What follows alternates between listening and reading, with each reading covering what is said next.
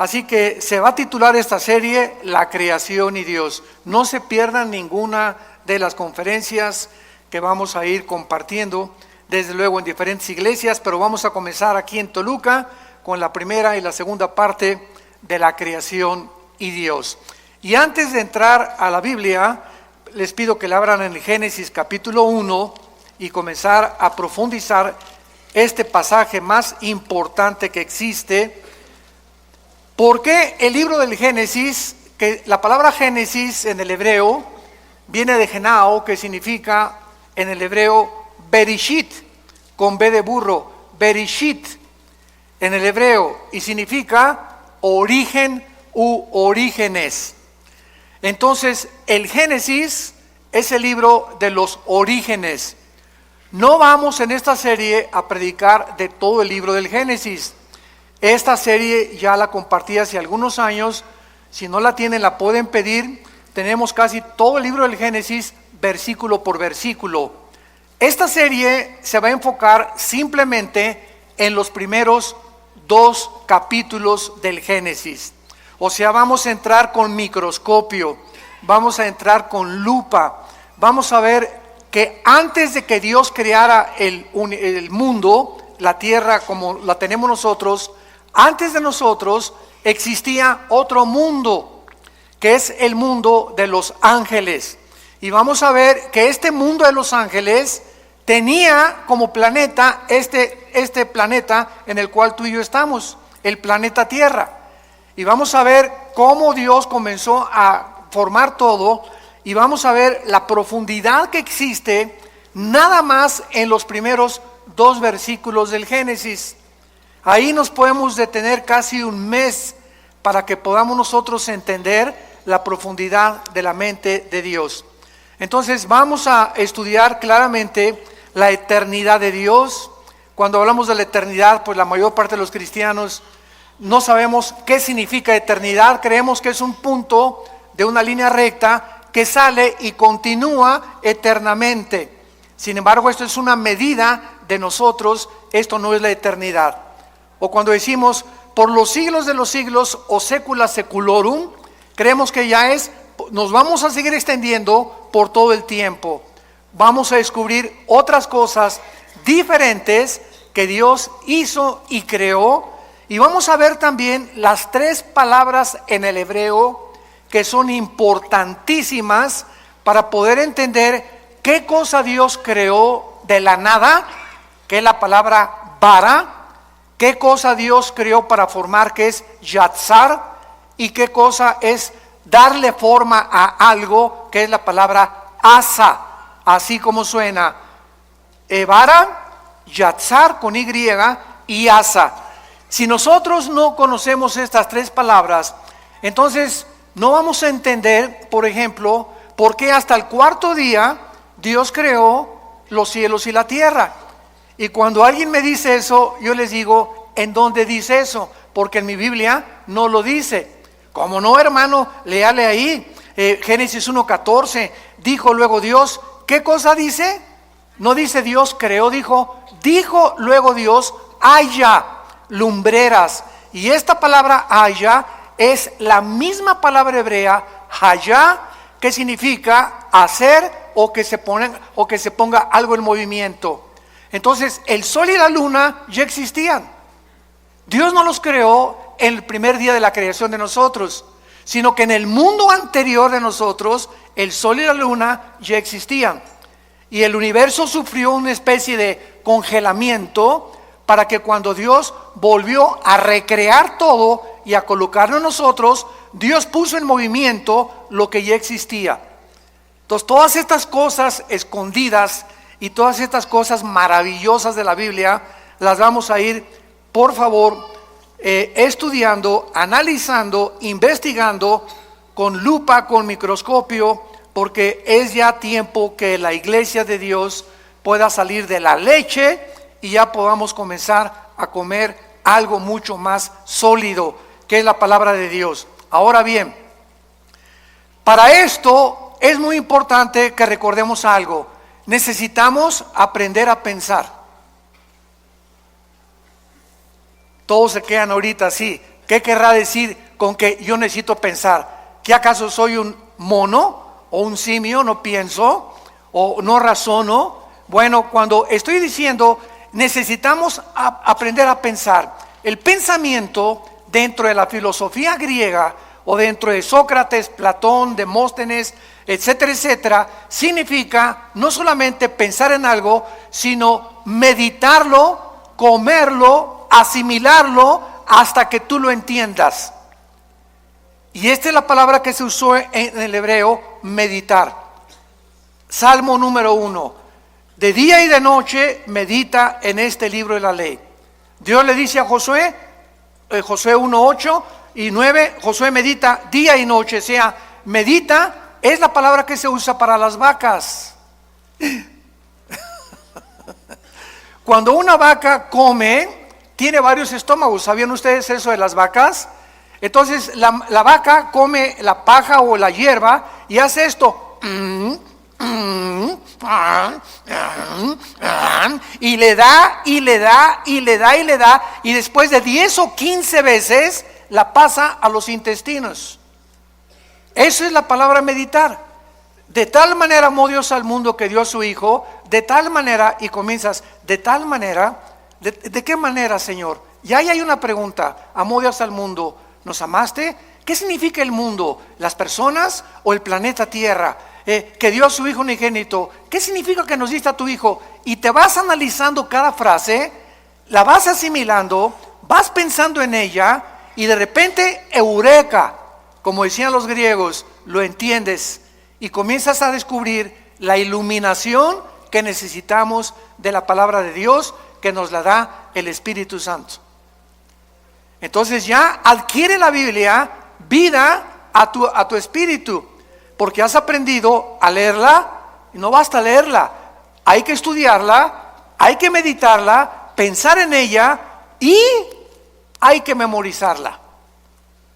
Yo no les pido a nadie que levante su mano en esta mañana, pero ¿cuántos de ustedes memorizan 2 o 4 versículos diarios? Si yo te paso al frente de perdidas, ¿puedes decir de memoria el Salmo 23? ¿Ya de perdida? ¿O podrías decir de memoria el Salmo 90? ¿O nada más Juan 3:16? Estoy hablándoles muy en serio, O sea, si el cristiano no memoriza la Biblia, no vas a poder expandir tus pensamientos ni tu comprensión de la voluntad de Dios. Tenemos que memorizarla todos los días. Ponte en un papelito, Filipenses 1:6, estando persuadido que el que comenzó la obra la perfeccionará hasta el día de Cristo. Lo pones ahí en tu espejo, lo pones en tu carro, en lugar de venir con el celular ahí, lo pones en tu oficina, lo pones en tu computadora y estás pensando y repitiéndolo en la noche. Mi amor, por favor, pídeme que te repita tus versículos, y le estás dando y dando. Hermano, es que a mí no se me queda nada, porque nunca piensas. Yo no tengo memoria porque no la has practicado. Pero si no estás en un psiquiátrico, tienes memoria. Si no estás mal de la cabeza, tienes memoria. Y no se te quedan las cosas porque nunca lo has practicado. Es como un músculo la memoria. Tenemos que estar ejercitando y vas a descubrir que podemos llegar a memorizar capítulos enteros, salmos enteros de la Biblia. Entonces todo esto es lo que se llama, y lo que le dice Pablo a Timoteo en su segunda carta: esfuérzate en la gracia de Jesús. Necesitamos poner más de nosotros para poder comprender más la mente de Dios. Hace muchos años, en Job capítulo 38, versículo 4, Dios le hizo esta pregunta a Job.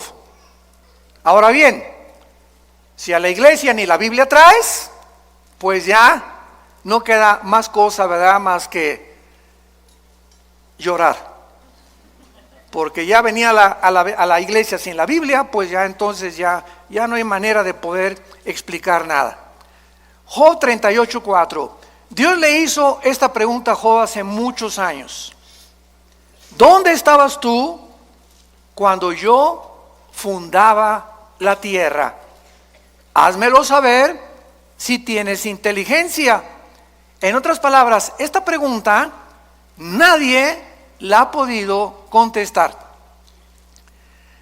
En el afán de poder nosotros, los seres humanos, tratar de descubrir el origen del universo o cómo el hombre fue puesto por primera vez, qué fue primero, el hombre o la mujer, fue realmente una primer pareja la que comenzó en el planeta Tierra, y además hacia dónde se dirige el universo y nuestra vida.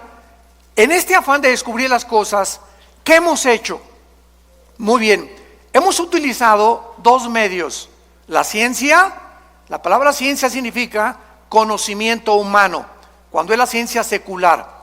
Entonces, a través de la ciencia, los científicos han inventado, han hipotetizado, han especulado, han filosofado, tratando de cómo comenzó todo, e inventaron una teoría. Por eso se llama teoría. ¿Cuál es esta teoría? Se le llama el Big Bang o la gran explosión. El universo, dicen los científicos, que no tiene nada de ciencia en esto, porque no es científico, porque para que sea científico tiene que ser demostrado. Entonces, como no se puede demostrar por medios naturales ni en un tubo de ensayo cómo comenzó el universo, los científicos dicen que fue una explosión y que de esa explosión se formaron los planetas, etcétera, etcétera. Pero sin embargo, en el siglo XX, cuando comenzaron a profundizar en la primera y la segunda ley de la termodinámica, ¿qué dice la primera y la segunda ley de la termodinámica en la física? Que nada se crea ni se destruye y que todo está sufriendo un deterioro, una descomposición, todo se echa a perder. El carro le tienes que cambiar el aceite, tenemos que pintar los edificios, yo tengo que estar tomando vitaminas, haciendo ejercicio, nuestro cuerpo celularmente se está muriendo, el universo entero está sufriendo un desgaste. El Sol pierde millones de toneladas masa cada segundo. Las galaxias se están cada vez expandiendo y alejándose más y más y más unas de otras. Esto es lo que establece inexorablemente la primera y la segunda ley de la termodinámica. Muy bien, estas leyes están declarando que es imposible que el universo haya comenzado con una explosión. ¿Por qué? Porque al decir que sí, el universo comenzó con una explosión y de la explosión surgió la materia, el tiempo y el espacio, estamos contradiciendo las mismas leyes de la física. Señores físicos y astrofísicos que nos acompañan y que nos escuchan a través de las redes sociales, ¿cómo puedes tú ser físico y astrofísico y contradecir, enseñarles a tus alumnos, venimos de una explosión y venimos de la nada, todo fue un accidente, y contradecir las leyes que te han enseñado, que son la base de la misma física? Entonces, nada se crea del desorden al orden. Todo es al contrario. Si yo tengo una enciclopedia y recorto en pedacitos todas las hojas de la enciclopedia y las pongo debajo de un ventilador, ¿cuántos millones de años tomaría para que se pusieran de la A a la Z en orden? Yo les contesto, 10 a la 12ª potencia. Infinito, nunca se haría tal cosa. ¿Cuánto tardaría para poner a 3 changos en un piano para que sacaran la 9ª sinfonía de Beethoven? Nunca jamás podría ser eso, una certeza se podría alcanzar, nunca jamás. Entonces es imposible, y al mismo tiempo, si llegamos a la conclusión, Todo surgió de una explosión. Muy bien, maestro, le voy a seguir la corriente a lo que usted me está enseñando. Usted me enseña que la materia surgió de la nada. Ahora, ¿la nada produce algo? La nada no produce nada. Y si comenzó con una explosión, ¿quién la produjo la explosión? Tuvo que haber un acelerador que haya producido eso. Pero si no había nada antes de la explosión, ¿qué la produjo? Y seguimos esta línea filosófica y acabamos con la pregunta de los 64,000 pesos. ¿Y el pensamiento quién lo produjo? Virgen de María y José. ¿La materia produce el pensamiento? ¿La materia produce pensamiento? Un pedazo de roca, un pedazo de materia produce el pensamiento y la conciencia humana. Entonces, ¿se dan cuenta que estamos pensando? Es a lo que me refería. Cuando comenzamos a aprender a pensar y a seguir la lógica elemental, que es la línea que se tiene que usar para poder llegar a una verdad, necesitamos aprender a pensar y no aceptar simplemente, pues venimos de Chita, el universo fue hecho de una explosión, y en las universidades y en los museos se sigue enseñando esto y la gente nunca se para a pensar si es verdad lo que te enseñaron. Otro ejemplo, todos nosotros venimos de la religión popular, de aquí en México. Mis padres, ¿verdad?, eran sumamente religiosos. Mi hermano Alejandro y yo, que él me guió a Cristo a mí hace 43 años, éramos así de misa de las 6 de la mañana, muy religiosos. Y mi padre era una persona bastante culta, ¿verdad?, era ingeniero civil y era una persona que le gustaba mucho la filosofía también. Y un día me dijo esto: Armando, me voy a poner a pensar algo. ¿Es posible que nosotros los oremos y nos inclinemos ante las estatuas? Una vez me dijo: papá, inclinarse ante una estatua, oye, hey, ¿me oyes? No, no oye. ¿Ve? Tampoco ve. ¿Se mueve? Tampoco. ¿Ante quién estoy adorando? Y me puse a pensar, porque mi papá me puso esa pregunta, diciéndome que realmente él no creía tampoco en lo que la religión le había enseñado. Ahora, ¿es posible que lo que nos enseñaron contradiga la Biblia? Cuando la Biblia dice que somos santos ya delante de Dios. ¿Y por qué las personas que pertenecen a estas religiones, síganme con mucho cuidado, no se ponen a pensar que lo que están aceptando es completamente cuestionable y es ilógico y no puede ser?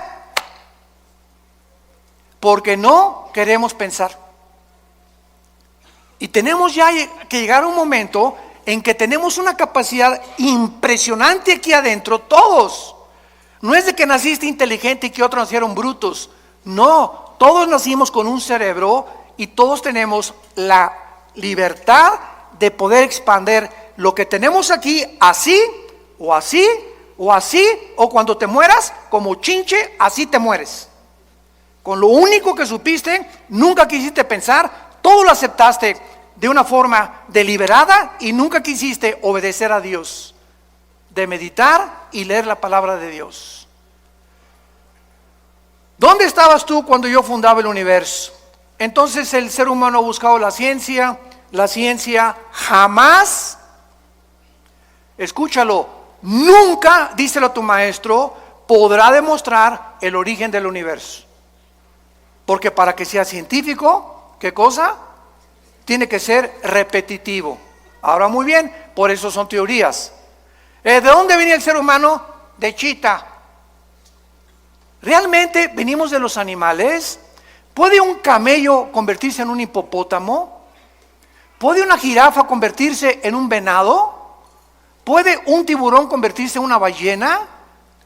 ¿Puede una bacteria convertirse en un microbio o un microbio en una bacteria o una bacteria en otra partícula microscópica del mundo microscópico? Esto contradice la genética. ¿Qué dice la genética ahora que descubrieron el ADN? 1954, los doctores Crick y Watson. que tenemos dentro un software en las millones de células de nuestro cuerpo, donde dentro de mi célula tengo una particularidad donde está escrito quién soy.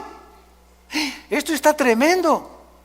Dentro de nuestro cuerpo, en cada una de tus células, está escrito quién eres, cuántos años vas a vivir, qué color de ojos tienes, qué color de tu piel es, el color de tu cabello, la altura, la mancha de tu abuelita, las orejas de papalote de tu abuelo, el carácter emocional berrinchudo de tu mamá, etcétera, etcétera.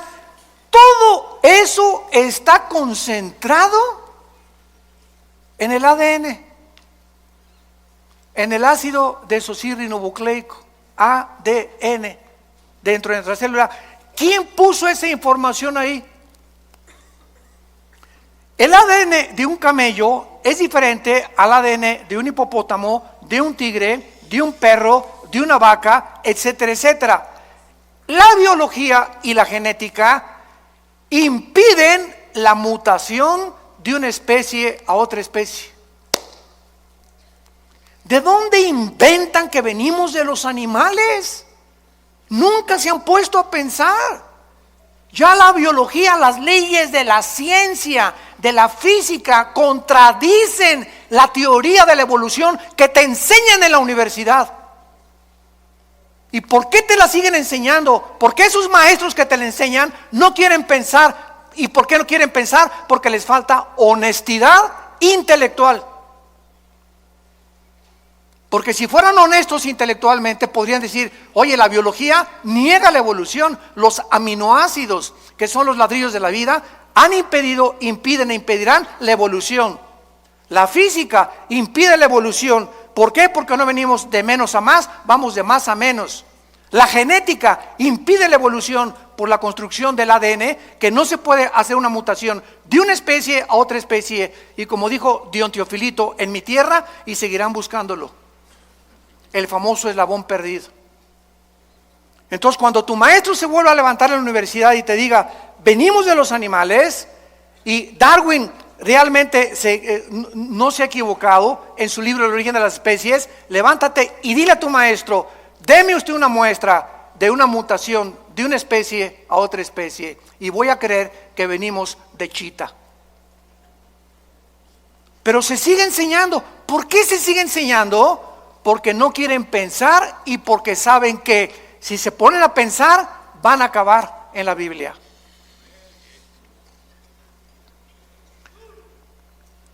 De todas las teorías que existen en el mundo, no hay más que lo que nos han enseñado en la escuela, que venimos de una evolución accidental, fortuita, que venimos de los animales, y la otra explicación de dónde venimos está en la Biblia.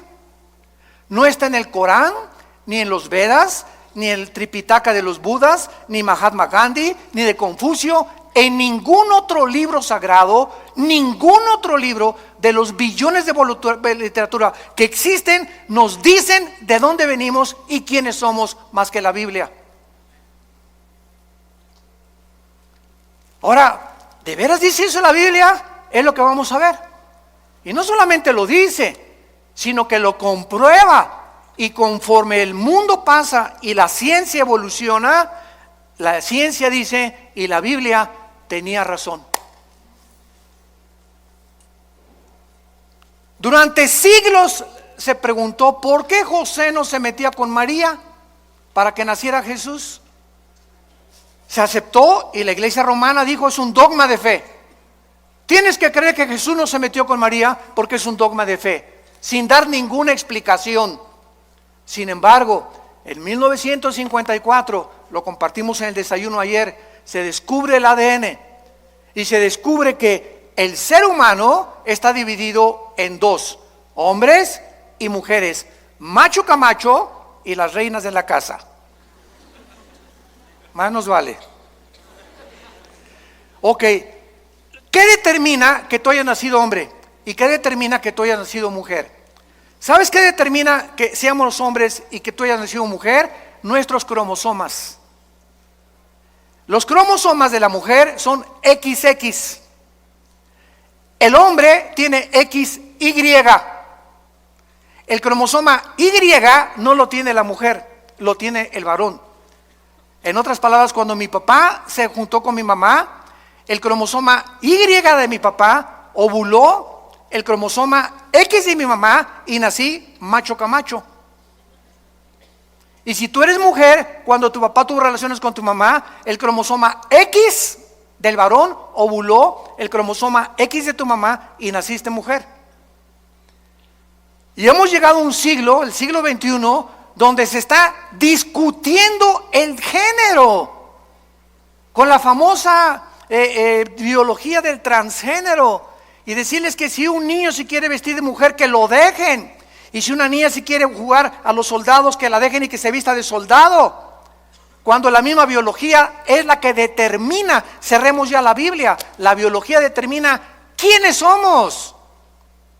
Entonces, si tú hazte un examen de sangre y tienes la Y, eres hombre. Nadie te va a cambiar y es imposible que te cambien tu masculinidad. Así te hizo Dios, así acéptalo. Y si tienes los dos X, eres mujer. Y nadie se atreva a cambiar tu feminidad con la cual Dios te creó como mujer. Hemos llegado a un grado de dioses, de decir, cambiemos a este hombre en mujer y esta mujer en hombre. Y llegar al grado que es el síntoma más grande de descomposición social, de poder llegar hasta el matrimonio, hombres con hombres, mujeres con mujeres. Y destruir el patrón de la familia que tiene su origen en la Biblia, y creer que ahora la familia es hombre, con niños, mujer y mujer con niños. Y la Biblia dice que la familia es un hombre con una mujer que fue la que parió a mis hijos, y esa es mi familia delante de Dios. ¿A qué grado hemos llegado por no pensar? Lo aceptamos todo y se está convirtiendo en normal. Ya se está aceptando como algo normal. Y ahí están en las bodas de hombres con hombres. Ay, mijito, que se casó con Pepe y Pepe con Carlitos. Que sean felices. ¿Cuál felices? Es una mentira. El 63% de las personas que se han querido cambiar el sexo en el transgénero, lo dicen los psiquiatras, se han suicidado. Cuando una persona pierde su identidad, lucha con demonios que tratan de robarte tu identidad y confundirte, y vienen las depresiones, vienen las luchas angustiosas de las emociones y los sentimientos, porque el diablo te está atormentando. Tienes que ser libre en el nombre de Jesús y aceptar como Dios te hizo. Nadie aplaude, pero que Dios los bendiga. A la palabra de Dios. Muy bien. Y por otro lado, en su afán de descubrir el origen de las cosas y del universo y nosotros, se ha recurrido a la ciencia y a la brujería, al ocultismo, a las limpias, a tratar de penetrar en el mundo del más allá, con espíritus, con contacto con los muertos, con contacto con los espíritus, porque no sabemos quiénes somos, ni a dónde se van los muertos, ni qué nos da la energía, ni qué nos da el poder. El hombre ha caído en la brujería desde los tiempos de Babilonia, en la Torre de Babel. La Biblia dice que la brujería, la astrología, la magia tuvieron su origen en Babilonia, que es la ciudad más nombrada después de Jerusalén en la Biblia. Comienza la Biblia en Génesis 10 con Babilonia y termina en Apocalipsis 17 y 18 con Babilonia otra vez, porque significa confusión. El hombre sin Dios está confundido, y por eso hemos tomado caminos que la evolución, que la brujería, que el ocultismo, que voy a cargarme de energía en las pirámides de Teotihuacán, voy a consultar a los muertos, con los mediums, que me hagan limpias. Todas estas cosas son el fruto de la ignorancia de la Biblia. Jesús dijo: yo soy la luz, y bajó del mundo hace 2000 años para alumbrar nuestros ojos. Vivimos en un mundo oscuro, santos de Dios, damas y caballeros, un mundo perdido. Cada quien trae su rollo, cada quien por su camino. Ya los gobiernos no saben cuál gobierno, cuál ideología es la buena. Los economistas están perdidos, las religiones están perdidas, la filosofía está perdida. Ya no hay forma de relativismo, humanismo, hedonismo, etcétera, etcétera. El mundo sigue así, ¿por qué? Porque estamos en tinieblas. Y Jesús hace 2000 años vino a sacarnos de las tinieblas. Y te ofrecen esta mañana, y ustedes que nos escuchan, salir de esa oscuridad, que las vendas se te caigan, recobrar tu verdadera identidad y ser feliz con una vida en abundancia, que es la vida que Cristo nos vino a dar. Muy bien.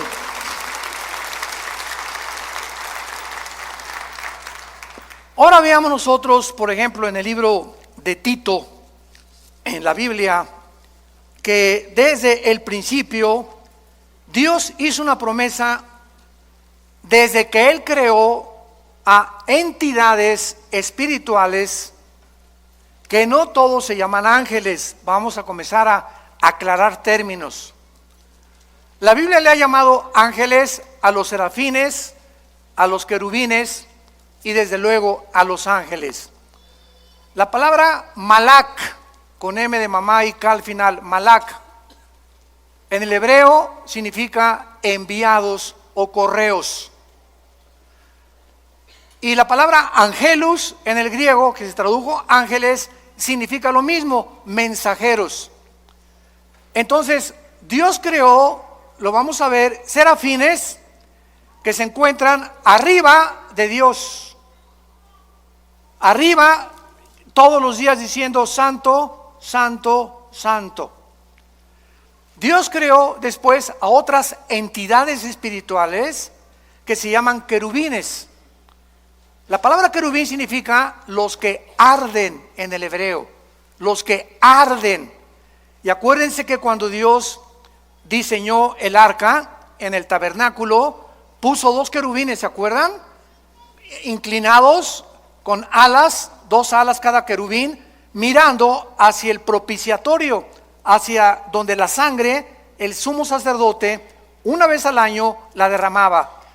¿Por qué? Porque los querubines en la Biblia significan la protección de la santidad de Dios.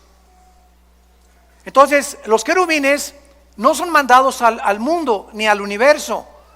Son criaturas que están cerca de Dios, pero los ángeles son las criaturas que Dios creó y que se parecen a nosotros. Los ángeles son igualitos a los seres humanos.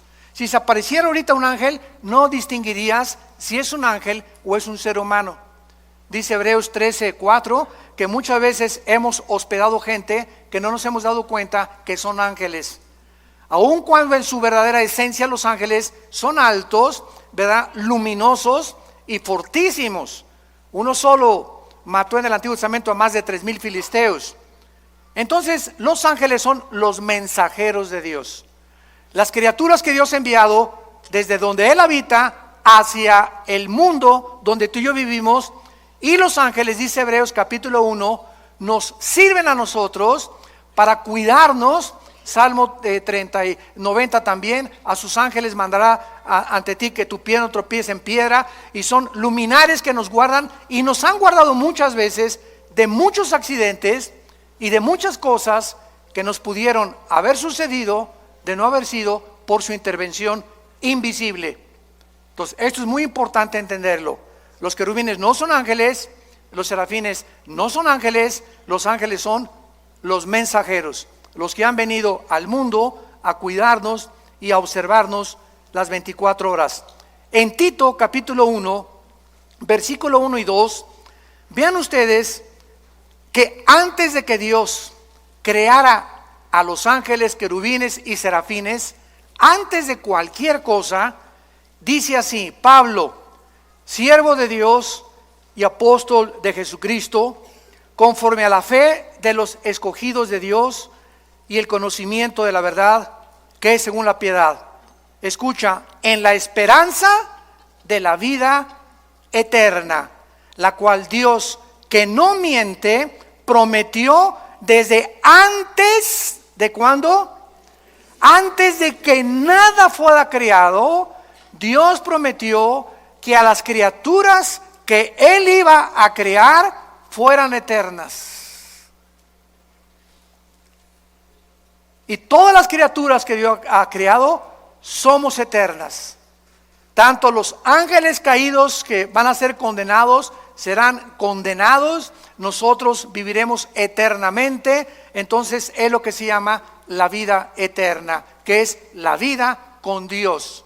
Dios diseñó, planeó que todo lo que existiera fuera eterno porque Él es eterno. Entonces Dios le plació en su sabiduría crear la eternidad para que nosotros pudiéramos vivir en ella. Vean por ejemplo en Isaías capítulo 57 lo que la Biblia dice acerca de la personalidad y de la esencia de Dios. Isaías 57 versículo 15. Porque así dijo el alto y sublime, el que habita. ¿Dónde habita Dios? Ahorita explicamos qué es la eternidad. Ahí vamos a entrar ya. El que habita la eternidad y cuyo nombre es el Santo. Yo habito en la altura y la santidad con el quebrantado y humilde de espíritu, para hacer vivir el espíritu de los humildes y vivificar el corazón de los quebrantados. Ahora sí, pongan mucha atención. Ya vamos a comenzar a aclarar muchas cosas. La eternidad, supongamos que está así, ¿verdad? En un espacio ilimitado, desde luego. Dios habita en la eternidad. La eternidad no hay tiempo. En la eternidad no hay pasado, no hay futuro. Cuando Jesús se revela a Moisés, Éxodo capítulo 3, le dice: yo soy el que soy. O sea, el que es, ¿verdad? Ahorita. Él es el Dios del presente. Yo sé que es difícil de entenderlo porque nosotros habitamos en 4 dimensiones donde hay pasado, presente y futuro, pero ahorita los fusibles no se les van a fundir. Entonces, la eternidad es donde Dios habita. Dios, entonces, cuando dice, en el principio Dios creó los cielos y la tierra, Dios creó abajo de la eternidad 3 cielos. El cielo donde Él habita, el cielo cósmico y el cielo atmosférico, segunda de Corintios capítulo 12, versículo del 1 al 3. Ahí Pablo menciona los 3 cielos. Entonces, estos 3 cielos no existían siempre. Fueron creados abajo de la eternidad. Ahora, cuando Dios crea el tercer cielo, el segundo cielo y el tercer cielo, Dios crea unánimemente, junto con los 3 cielos, el tiempo, la materia y el espacio. Génesis 1:1. En el principio Dios creó. Cuando estamos hablando del principio, recuerden esto, no es el principio de nuestra creación. No es el principio de nuestra creación, porque es muy claro que los ángeles existían antes que nosotros, como lo vamos a ver. Fueron creados antes que nosotros. Entonces, cuando Dios dice, en el principio de Dios, ahí comenzó el tiempo. Ahí comenzó la materia, ahí comenzó el espacio. Entonces, en este principio, síganme con mucho cuidado, ya estamos abajo de la eternidad. Comenzó el tiempo, el espacio y la materia. En este principio Dios creó los cielos y la tierra y los ángeles. Y cuando Jesús dice, en el principio era el verbo era con Dios y el verbo era Dios. Y primera de Juan 1 dice, lo que era desde el principio, lo que nuestras manos palparon y vieron tocante al verbo de vida, porque la vida fue manifestada. Juan 3 veces te repite que este principio fue antes de nosotros. No es cuando nosotros fuimos creados. Nosotros fuimos creados después del principio, como lo vamos a ver en el versículo 2 del Génesis, que algo pasó en el principio que Dios volvió a recrear la tierra, a crearnos a nosotros después de los ángeles, para ponernos arriba de los ángeles, gobernar a los ángeles, y la regamos. Y Satanás, Lucifer, volvió otra vez a ocupar el planeta Tierra y el universo, hasta que vino Jesús, le quitó el poder a Dios, Jesús a Lucifer, y el poder que tenía Lucifer nos los dio a nosotros los cristianos. Y mayor es el que está entre nosotros que el que está en el mundo. Entonces Lucifer sigue teniendo el poder que perdimos nosotros con la caída de los Adán y Eva, los primeros padres, pero que se volvió a recobrar con la muerte de Cristo, y nos entrega a nosotros Dios el Espíritu Santo, porque recibirán poder. Hechos 1:8. Vean que si no ponemos en orden todo, no entendemos el Nuevo Testamento. Ese poder es ¿para qué? Para que el que tiene control de nuestro planeta y del universo no se acerque a nosotros, ni a nuestros hijos, ni a tu trabajo, ni a tus finanzas, porque mucho mayor es el que está aquí adentro que todos los millones de demonios que pueda haber en tu casa.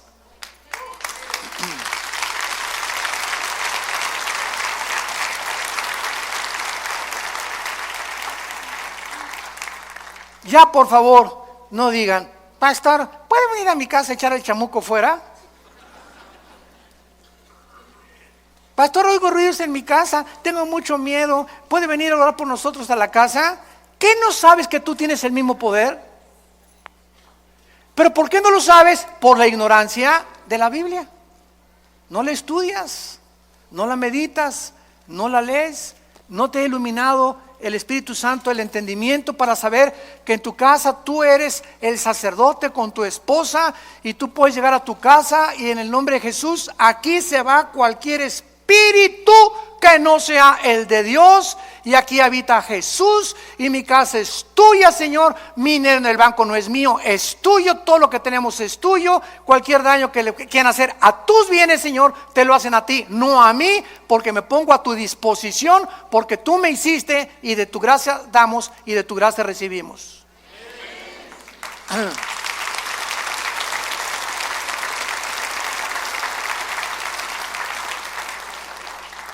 Dios pues diseña que nosotros entremos a la eternidad.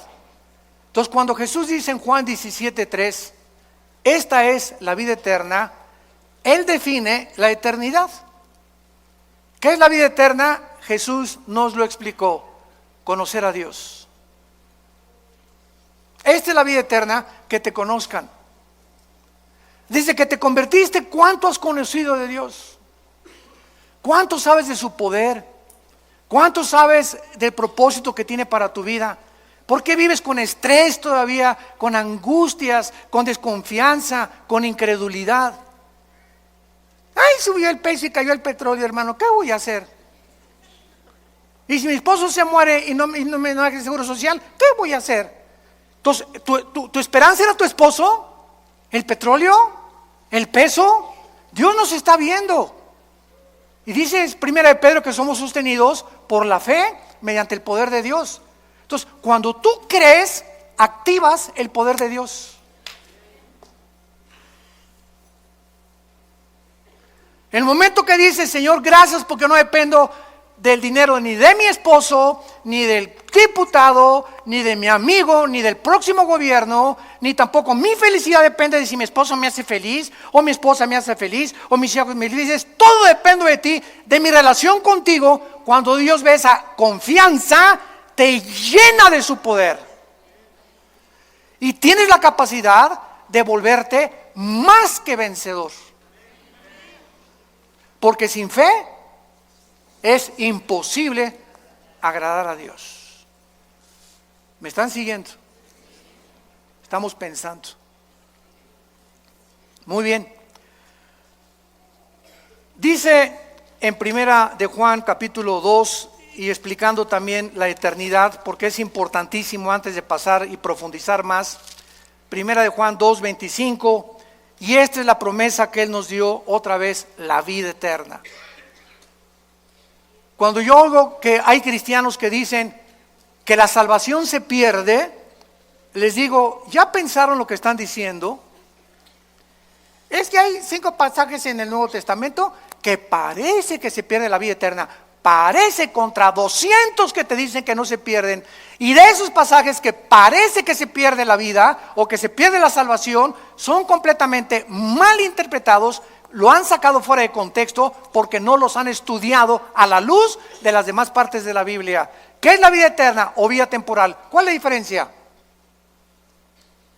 ¿No sabes cuál es la temporalidad? He venido para darles vida temporal. ¿Eso dice la Biblia? No, ¿verdad? Nos viene a dar vida eterna. O sea, cuando un cristiano recibe al Espíritu Santo, en ese momento, dice Efesios capítulo 2, en ese momento entramos a la eternidad. Ya somos eternos. Por eso no vamos a morir espiritualmente jamás ya.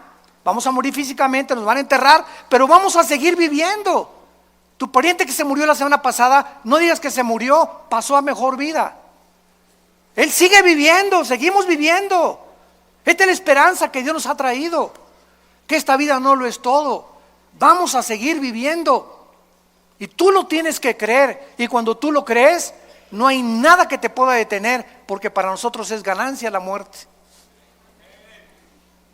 Entonces, esta eternidad entra a nuestra vida cuando recibimos a Cristo como nuestro Señor y Salvador. Ya estamos sentados, dice Efesios 2, con Cristo. Ya somos más que vencedores, Efesios 1:3. Ya hemos sido bendecidos con toda bendición espiritual. ¿Qué significa esto? Que ya no le puedo decir a una persona, Dios te bendiga. No hay ninguna parte del Nuevo Testamento donde diga, Dios te bendiga. Porque dice la Biblia en Efesios 1:3 que ya hemos sido bendecidos. Entonces yo le digo, que la gracia y la paz sea contigo. Lean todas las cartas de los apóstoles y jamás dicen que Dios los bendiga.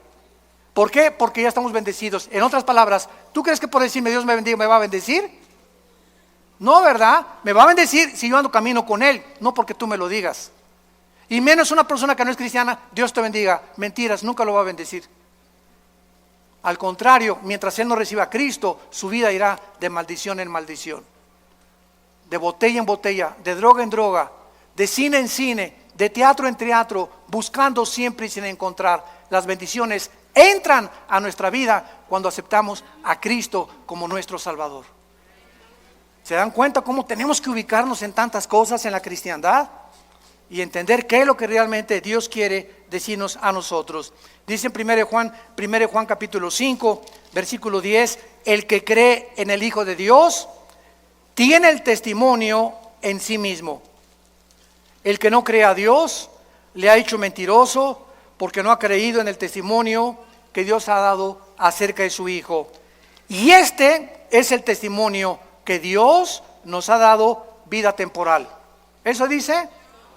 Vida eterna, para siempre. Nadie jamás nos las puede quitar. Nadie nos puede separar, ni pobreza, ni desnudez, ni demonios, ni ángeles, ni nada. ¿Y qué pasa si me quiero yo alejar de Dios? De la oreja te trae de regreso. Lee el capítulo entero de Hebreos capítulo 12. Dios al que ama y se le brincan las trancas, a esos chivitos que se le brincan las trancas, va y les rompe la pata para que regresen heridos al rebaño. Pero es preferible, dijo Cristo, que pierdas el brazo y pierdas las piernas y te quedes ciego o tengas una enfermedad, a que entres entero al infierno. Somos propiedad de Dios. Nadie nos puede arrebatar la vida eterna. Nadie.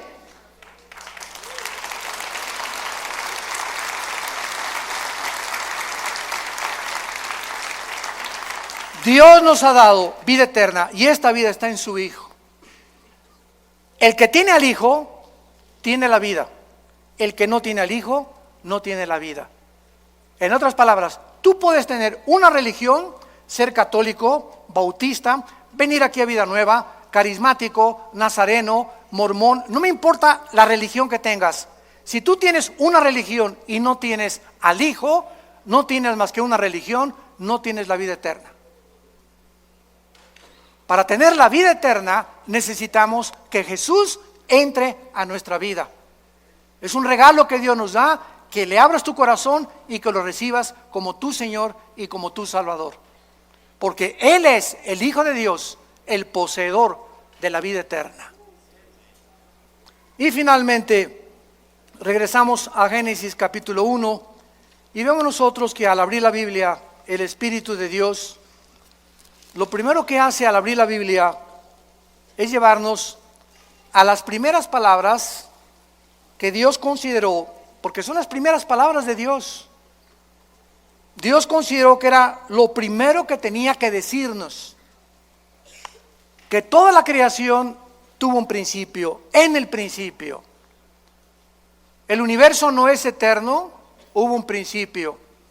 La ciencia, gracias a Dios, el siglo XX lo reconoció por la segunda ley de la termodinámica, que es imposible que el universo haya sido eterno.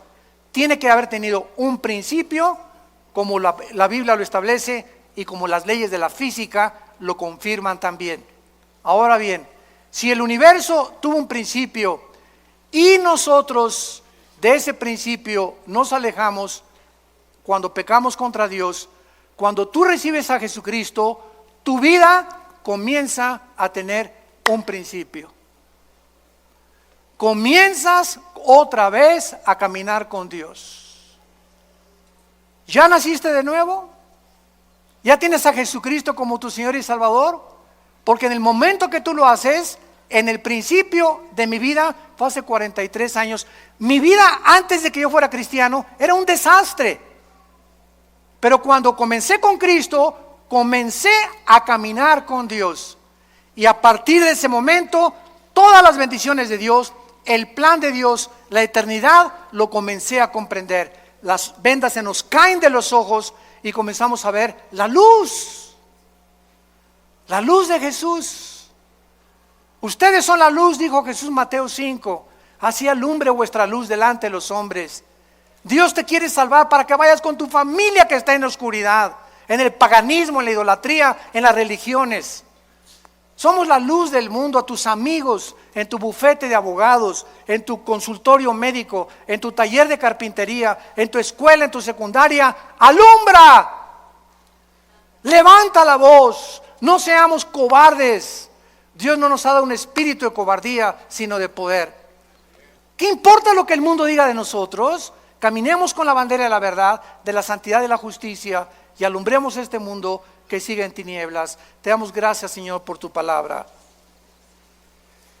Gracias, Señor, por revelarnos las verdades del universo, de nuestro origen, de la importancia de entender y pensar claramente lo que tú nos has dejado como nuestra herencia. Gracias, Señor, porque eres tan maravilloso y tan grande y tan poderoso que queremos cada día conocerte más. Por lo cual pedimos que nuestro Dios y Padre de Jesucristo, el Padre de la gloria, les dé a cada uno de ustedes un espíritu de sabiduría, de revelación en el conocimiento de Jesús. Ser más que vencedores, ser guerreros y guerreras de Dios, valientes, porque aunque venga el enemigo como un río, levantaremos bandera contra él, porque mayor es el que está dentro de nosotros. Y no tenemos un espíritu de cobardía, sino de poder, de amor, de dominio propio. Y que el Dios de esperanza te llene de todo gozo y paz en el creer, para que abundes en esperanza por el poder del Espíritu Santo y seamos capaces de llegar al final de nuestra vida y acabar diciendo con el apóstol Pablo: he acabado la carrera, he peleado la buena batalla de la fe, por lo cual nos está esperando la corona de la vida. Y todos ustedes en esta mañana que no tienen a Cristo, que no estás seguro de que Jesús vive en tu vida, ahí desde tu lugar, ustedes que nos ven por las redes sociales, dile con todo tu corazón: Señor Jesús, te pido perdón por mis pecados. Creo que en la cruz pagaste con tu sangre por ellos, que a los 3 días te levantaste entre los muertos y que entres a mi corazón en este instante como mi Señor y mi Salvador. En el nombre de Jesús. Amén.